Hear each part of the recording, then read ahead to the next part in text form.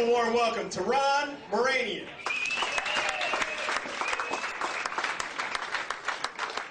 Well, good evening. Oh, that's terrific. All right, we're getting off to a good start.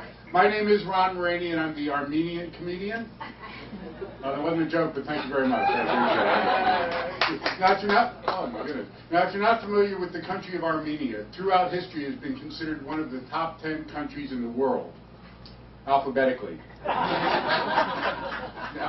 Now, all Armenian names end in IAN, like my last name's Maranian. But when some of the Armenians got to the United States, they didn't want to be thought of as foreigners, so they decided to anglicize their names by dropping the IAN. I thought about doing that, but that would have made me Ron Moron. And it really wasn't the image I was looking for, you know. Let's see. Some people look at me and say, old man, long hair, stuck in the 60s. Well, it's true. Right now I'm stuck at 65, and, which is somewhere between hip and hip replacement. That's the area I occupy, which is somewhere between acid rock and acid reflux. So I'll get an idea. I grew up in Washington, D.C. That's my hometown. Had a very dysfunctional family. My dad was a very bitter man.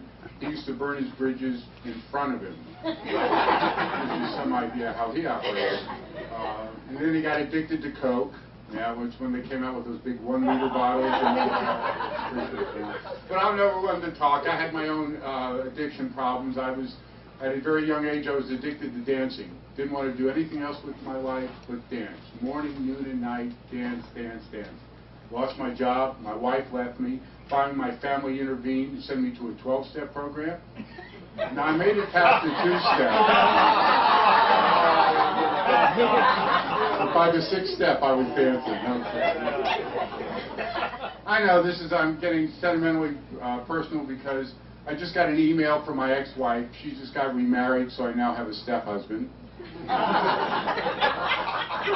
just married into the family as far as I'm concerned. And she re-met him at her high school reunion. And a lot of people my age are going to their high school reunions and hooking up with somebody they had a crush on but never told, or dated but lost contact with. And I thought about doing that, but I went to an all-boys military school. So my odds weren't so good, you know? It wouldn't work out too well. But I did go to a middle school reunion, what we old folks used to call junior high. Back then it was junior high. And I saw a bunch of people I hadn't seen in 50 years. 50 years I hadn't seen a lot of these people. And several of them said, you know, Ron, you haven't changed a bit. And I thought, no wonder I felt so awkward in the 7th grade. Apparently I looked like a 60-year-old man. But it's okay, I didn't meet anybody there I wanted to go out with either, because I'll tell you, to be honest with you, I really like going out with young women. I like going out with really young women. And I know some people find it offensive and say, oh, it's arm candy and all that, but it works for me. Like last week I had a date with this really cute young girl. She was only 55. But very mature for her age. She was very mature. And we went out, we did things kids do. We played shuffleboard, compared dental records. You know, we had a really good time. Age was not an issue at all. We got along just great. At the end of the evening, I took her home and she said, geez, I'd love for you to meet my parents, but they're dead. And I said, well, maybe some other time. I have 2 granddaughters who live out in Denver, Colorado. That's why I was living out there for a while. I wanted them to get to see me more than, who's that guy again? He showed up? He was here last year? Oh, yeah, okay. So we bonded, but I noticed it was a lot colder in Denver than it is in Key West. And I remember the advice I got, you're moving to Key West, single, straight, male? He says, the odds are good. They forgot to say, the goods are odd. But that's what I like. It works out for me.